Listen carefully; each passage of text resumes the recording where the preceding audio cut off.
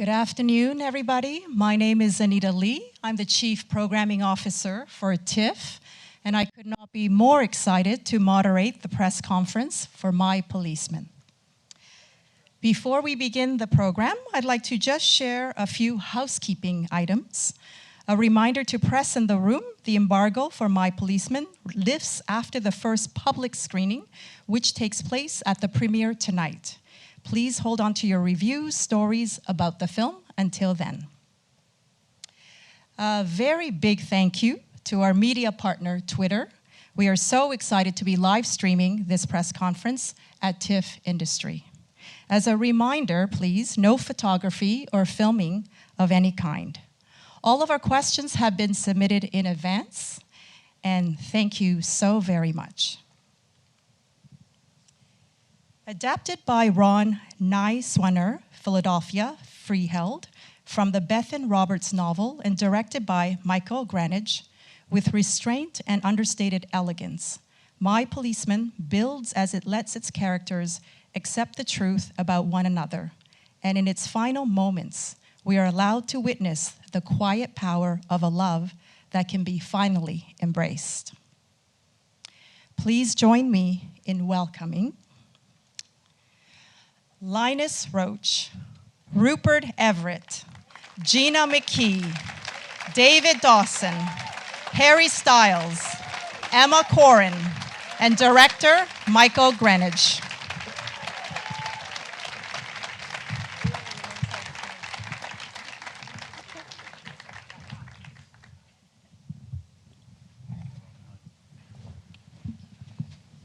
When I first saw the film with the team here at TIFF, there was literally a moment of silence after the film ended. We were so profoundly moved and immediately agreed that what it really inspired was such a strong sense of love and courage. I'd like to ask my first question to Michael. What drew you to this story?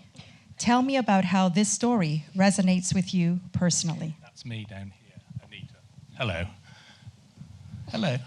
Yes. That was for me, was it? It is for you, Michael. Thank yes. you. Hello, everyone.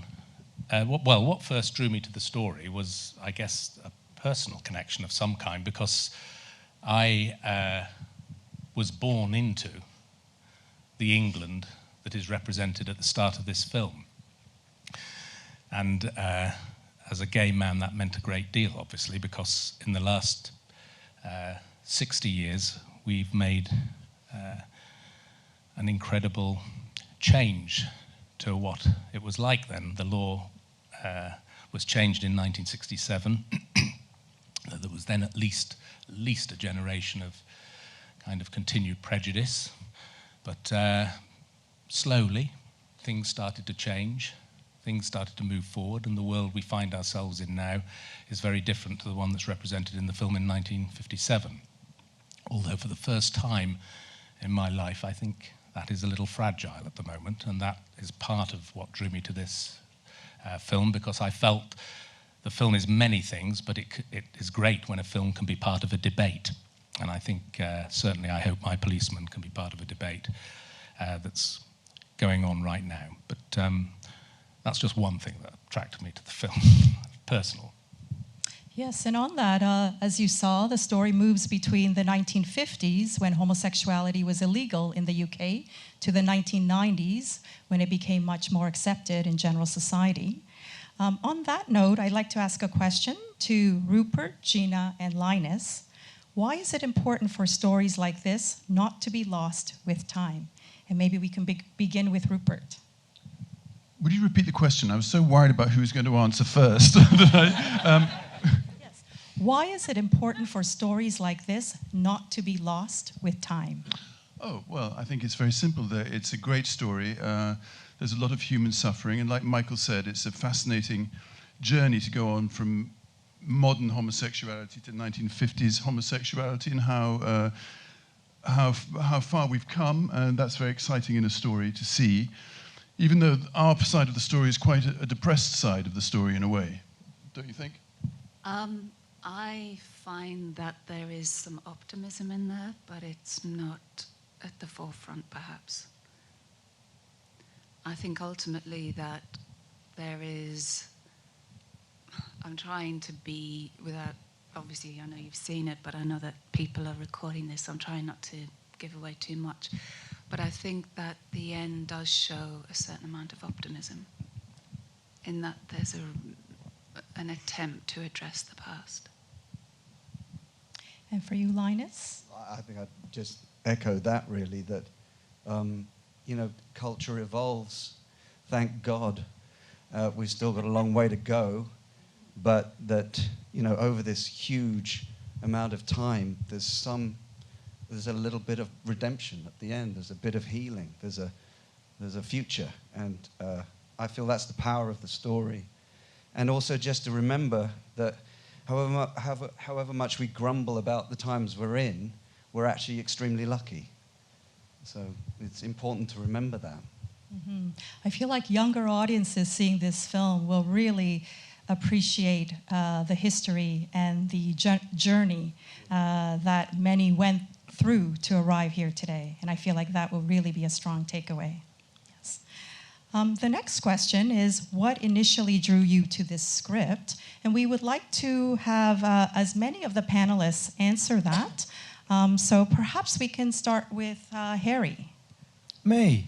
Yeah, I think what initially drew me to the script is, I think it's quite a, it's obviously like the themes in the film. I think, it's based in two different kind of time settings, but I think the general themes are incredibly timeless. I think that's why the film works so well. I think, the themes of love and freedom and the kind of search for that is incredibly relevant, kind of whatever time you were to set it in. And then I think, for me, a big draw to it was I think people are able to see a part of themselves in each of the characters. I think that's what is kind of the most beautiful thing about the story, is that all of the characters have some really nice qualities, and they also have some flaws that, we might hope not to have, but as humans, we all have them. And I think at different points in the story, you're able to see bits of yourself, and sometimes maybe not your favorite parts of yourself in different characters. And I think that's why it kind of resonated with me so much. Was just, whether it's Marion's kind of,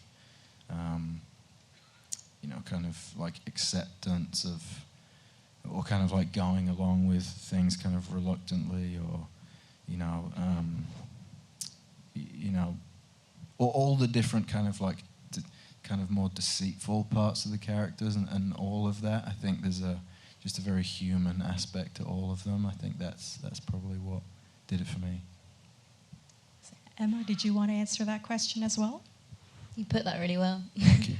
Yeah, I think similarly for me, very relatable in many ways. Yeah, everyone's flaws and like the nuance and complexity of these young people working, like living in a very strange time and trying to figure out who they are.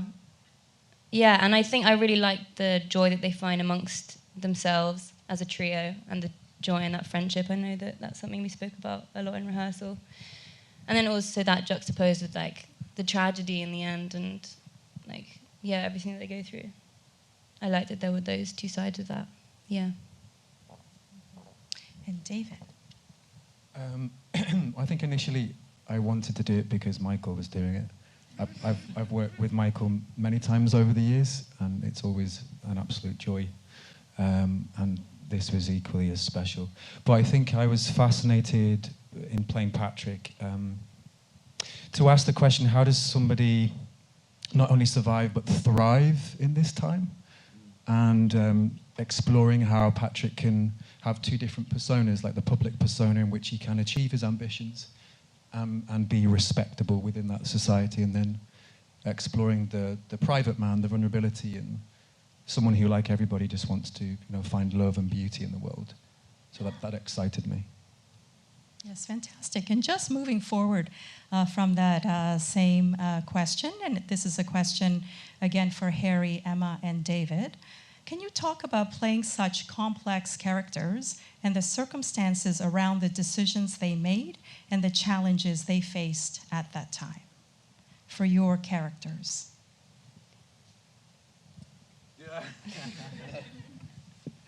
Okay, I'll take it. Yeah, I think it's something that really drew me to Marion was that complexity because, yeah, especially in like what she ends up doing. I don't know if I'm allowed to spoil stuff or what we're doing with that, but we're all here. Yeah, the decisions that she makes, and that really intrigued me because I feel like I had to really think about like how to justify that with myself for her. Obviously, the time she was living in, I think she was such a product of her time and the society that she was functioning in. But also, what really fascinated me was like her youth, and I really had this sense of her as like that first time you fall in love and the intensity of feeling that you experience, and then the fallout from that can leave you feeling so hurt and so fearful, and the fact that she was acting from that place and that driving her to do some of the things that she did. Yeah, so much complexity to work with. But then the great joy of this like friendship and the love that they all have for each other. And I think it's also rare to explore a love triangle where all those dots are joined up so equally. And I think that within the trio, they all have their own dynamic. And I thought that was really rare. And yeah, it gave us a lot to work with, which was cool. Yeah, it certainly makes, I thought I was excited, hopefully for how an audience will respond to the journey they go on throughout their lives, you know, and scripts are very exciting when you know that an audience might, it's what Harry said before really, are conflicted perhaps in how they feel towards these individuals, but hopefully you understand it's because of the world in which they live that they made those decisions. Yes, Harry. Yeah, I think it kind of, you know, speaking on the position of Tom, I think he's a product of his time.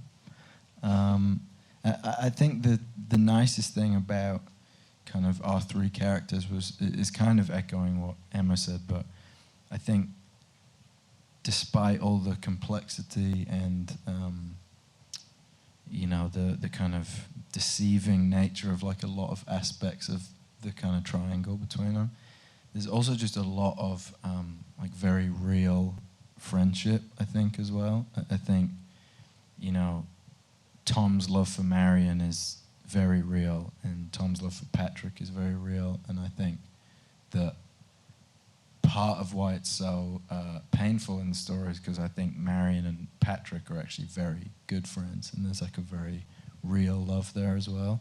So I think just having that kind of duality of, you know, everything not being so kind of black and white in terms of, well, you've wronged me and that means I don't like you anymore, and all that kind of thing. It's not really how the world works and how human beings work. So I think there's so much nuance to them and so much complexity that comes for people in real life around, you know, sexuality and finding themselves and all of that kind of stuff. And I think, you know, around sex in particular and sexual relationships being, you know, shrouded in kind of fear for a man in that time, for Tom, for example, and fear and shame and all these things that you don't necessarily know that much about if you don't encounter other, you know, homosexual men at that time. It's, for someone like Tom, it's all of his feelings towards men I would imagine, feel just so foreign. So, yeah, I think just kind of anytime it's that complex and you're getting to play with like actual nuanced kind of human emotion is really nice. Mm-hmm. Absolutely. I was really struck by the empathy and the tenderness I felt for each of the characters. And as you mentioned, the nuances and the layers. And I felt that was handled so beautifully in the performances and in the writing of the script as well. For you, Harry, this is another question. When we meet Tom in 1957, he's trying to escape the narrow world he's always known. Can you tell us about the search for his identity and the circumstances that held him back? I'll try. I think Tom is. I think he's very curious, which is kind of. I think he's someone who is born into a very small world, and as if you're born into that kind of environment, it's hard to. I think you feel like you know where the edge of the world is, and slowly throughout the story, I think he's realizing that it's a little further away than, Brighton or kind of that coast. And I think, people live entire lives in very small bubbles like that. And if that's how you've been brought up, and everyone around you and the generations before you, your parents, etc., have all lived within that kind of small bubble, it's obviously very difficult to even picture the world outside of that. So I think when he meets someone like Patrick, who is well-travelled and likes art and finds himself kind of being curious about those things, it kind of just sparks this, it's kind of like feeding his curiosity, that it's not kind of strange for him to be curious about stuff. And then I think him with Marion, he also finds ultimately a friend who is the most accepting of him. And I think that's why, kind of, regardless of whichever way you kind of think on their relationship, I think their friendship is incredibly real and loving and tender. And that, very profound search for identity for your character brings us to the 1990s. And this is a question for you, Linus. How did Harry's performance inform how you played Tom 40 years in the future? And how did that character grow? Well, this might not be a direct answer to the question, but Michael said a very clever thing when he could have, of course, put a lot of prosthetics on these young people and made them play the older people. But it's kind of true that we become different people later in life. And what Harry brings is this, he naturally brings this, I think, sort of innocence and a sense of wonder. It's not naive, but he's very present in that. And it's a moment in time where there's so much potential. It's colourful. There's so much of a future that's there. And then what happens, and he gets frozen in time. So I got the job of taking on the man who's lived with a heartache and a heartbreak for 40 years. And it's quite something to contemplate. I think many of us who've been on the planet a little longer might know a little bit about that. But what's it like to embody it, but at the same time you're in denial of it? It's there as a deep ache, but he's got this friendship. He loves Marion. And, he's got a life. And suddenly the catalyst is brought in and everything is turned upside down. So it's a brilliant premise. That's what I love about the film, that it deals with such a big movement of time and of a large movement of life. And the way Michael brought us into the two worlds, he included us all in the way he was going to approach it. But it was very colourful and lively and bon vivant and fantastic in the 50s. And we're in this sort of dour, slightly trapped, inhibited. Even the way it's shot, we're sort of trapped inside our lives, but we have a love there. And so, I think in a way I wasn't trying to mimic Harry, or we talked about having a limp or a wink or something that would...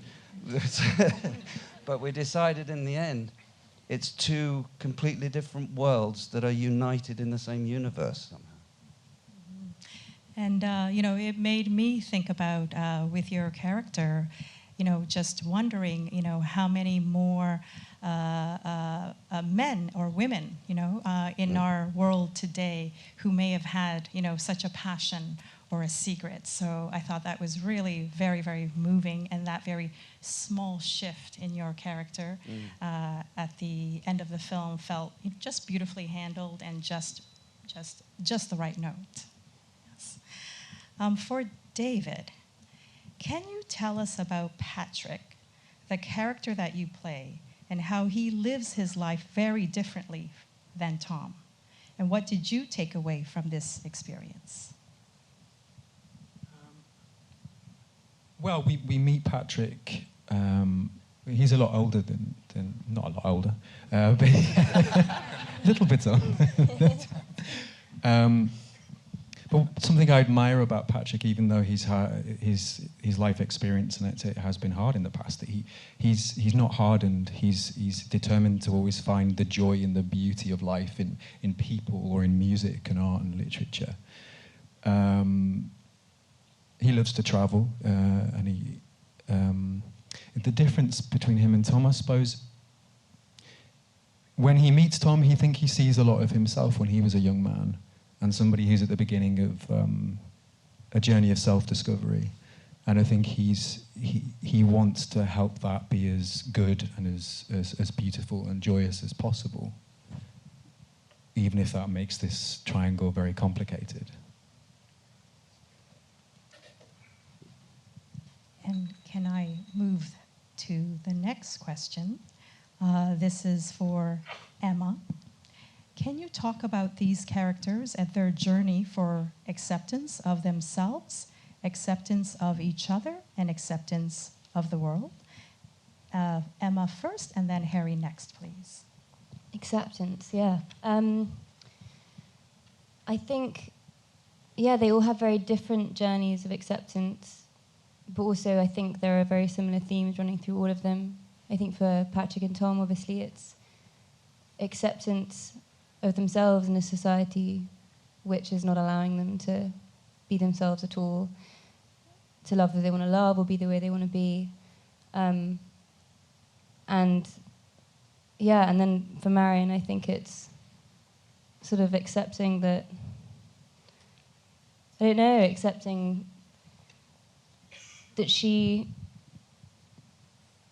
is the product of a society which has determined a way that she thinks that ends up sort of driving some of her actions that she lives to regret for a long time during her life. I think that there's didn't Ron talk about he wanted to write it like a mystery, and how there's like this search for truth that follows the characters from when we meet them towards the end. Towards the end of the film, you really see them and how they've ended up sort of battling with truth and with themselves. And I think, Marion ends up living a lot of her life, never truly being able to own up to what she did to her friends, to herself. And it really follows her, that sense of guilt and that sense of confusion. I think when you meet her in the start of the film, she's incredibly young. And Marion has this beautiful naivety, but also this really intense stubbornness. I think she falls so in love with Tom and then is so convinced that it's going to work, and so convinced that he feels about her exactly the same way she feels about him. And I think then when she discovers the truth about him and Patrick, so much of her anger isn't really to do with their relationship, which is also something she doesn't really understand, because just of her lack of awareness, I think. But so much of it is to do with the fact that she was wrong and that all her worst fears were confirmed. And I think that's the anger that fuels her to do what she does, and then that's what she has to live with for the rest of her life. And then there's that moment at the end of sort of euphoria, that liberation, when she can finally let go. And that's really like, it takes her that long to accept herself, to almost let herself be, sort of find redemption and forgive herself, I suppose, and feel like she's righted some of her past. Yeah. Yes, Harry, did you want to speak to that as well? Sure. Yeah. I think Tom's version of acceptance is a pretty depressing one. I think it's, I think he accepts that he's going to deny this part of himself for a really long time. And I think it's kind of, it's like a quiet acceptance between him and Marion that it just won't be discussed, which, you know, is very, you know, it's like none of them were going to therapy, were they? I don't think. It's, I think just, you know, being in it. I think for me, like the story, the reason why the story is so devastating is because ultimately, to me, the whole story is about wasted time, and I think wasted time is the most devastating thing because it's the only thing we can't control. It's the one thing we can't have back, and you know, the one thing that I think matters, whatever kind of life you've lived, at the end is you think back on time with people you love and time that you spent. I mean, I'm assuming I haven't been at when I've died, but you get what I'm saying.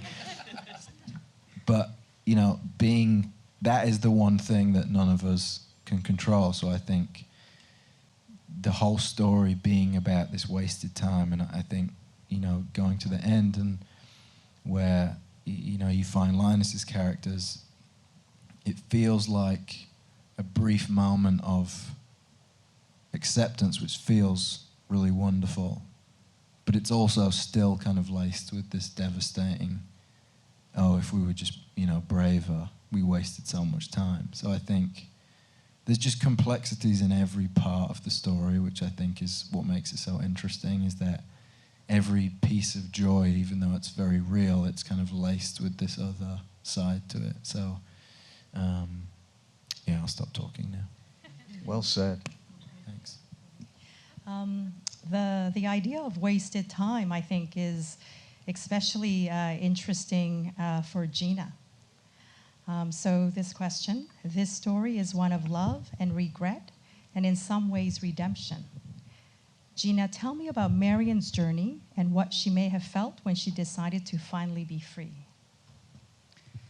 A lot of the things that we've already touched on are part of that answer, in that for decades there has been a unity and in some ways in equal measure a division because of the actions of their youth, and they're indelibly marked by that.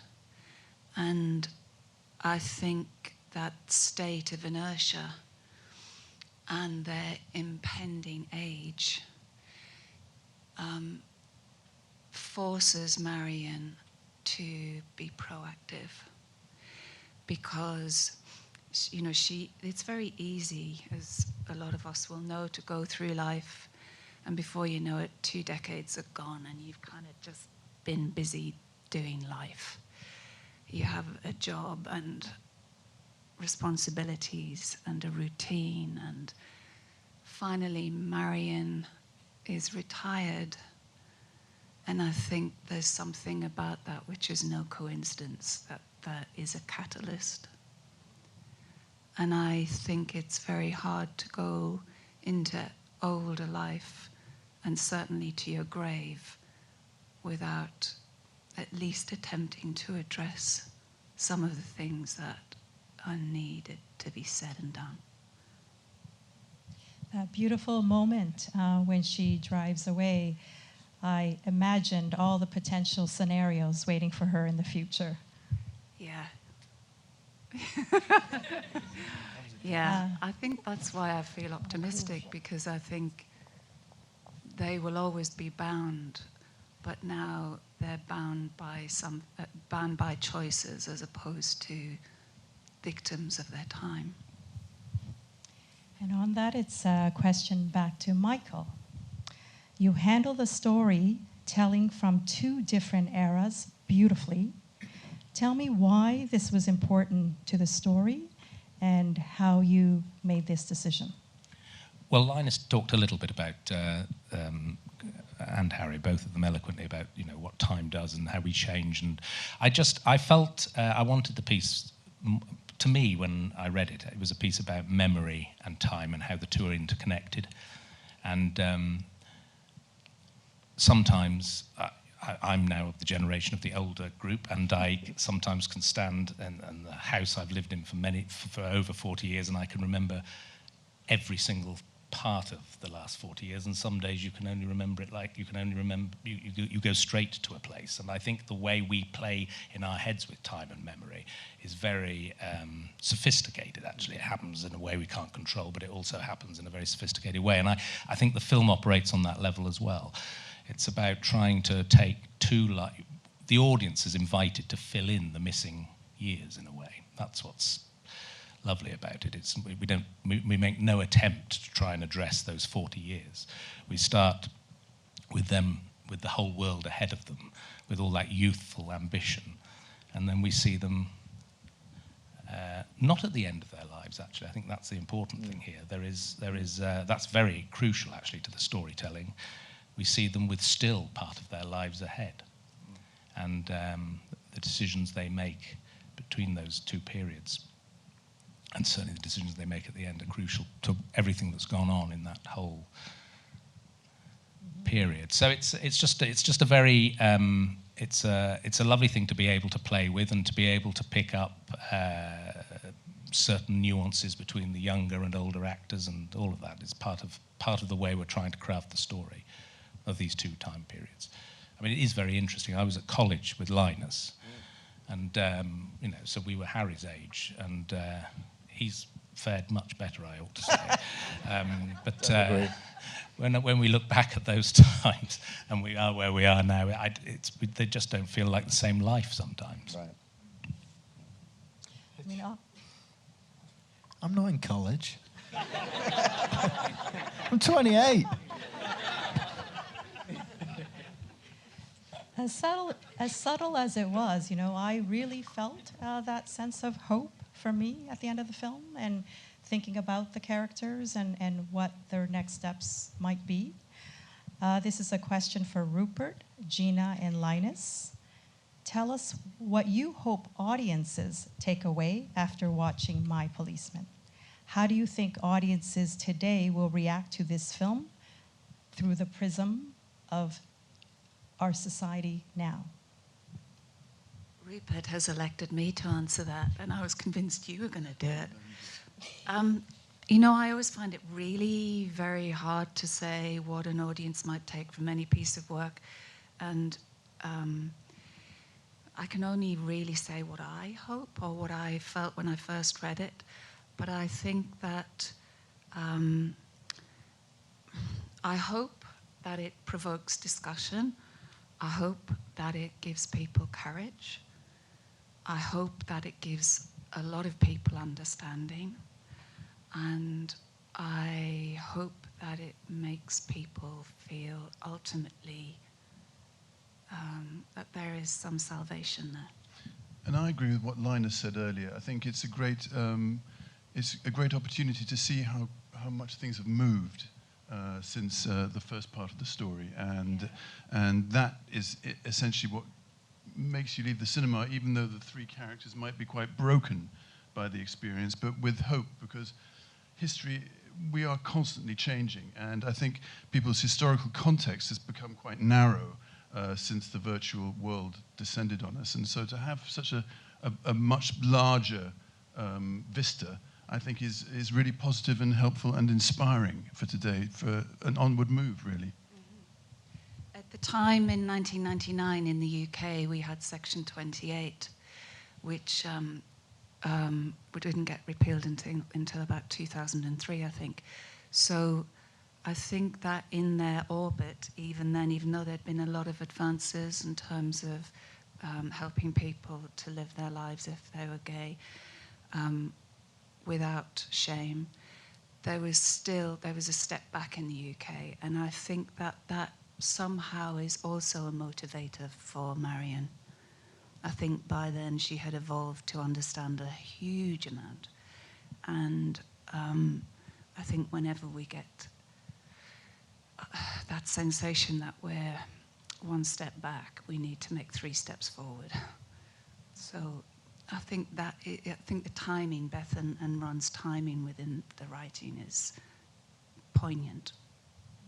Absolutely.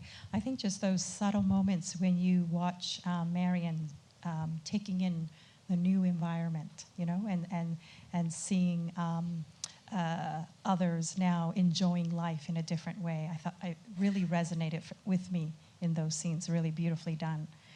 Linus, did you want to answer that question as well? I think it's all been said, really, and you know, we haven't talked about this film for a year and a half since we finished it, and I've just found it fascinating to sit here and sort of have so much said and expressed, and I just hope people talk a lot about it like this, because it's so rich, it's so complex, and art reflects life, and we learn through it. So I wouldn't say there's any one thing. I think there's lots of things that people can take from this, learn from this, talk about it, and makes you want to see it again. Absolutely. And we know we at TIFF are incredibly excited to have the world premiere here. We would love to hear from all of you. How does it feel to have the premiere here at TIFF, to share the film with an audience, here to a global audience? And I'll ask that question first to Michael. Well, it's always a difficult moment when you put your work out into the world.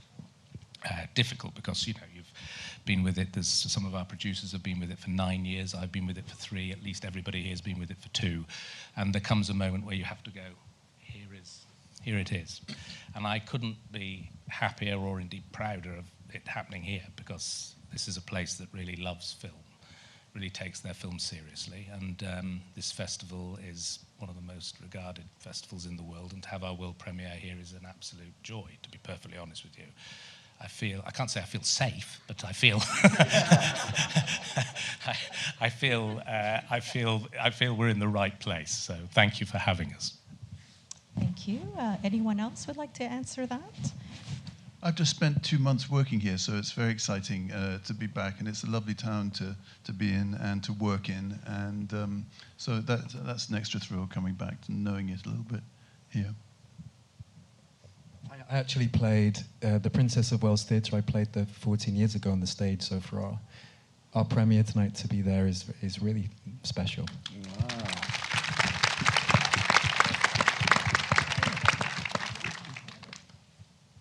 Well, we knew on the programming team that this film would be loved and just so widely appreciated by a Toronto audience. We were so excited to have the world premiere here. And on that note, thank you so very much for joining us today. This wraps up our press conference, My Policeman.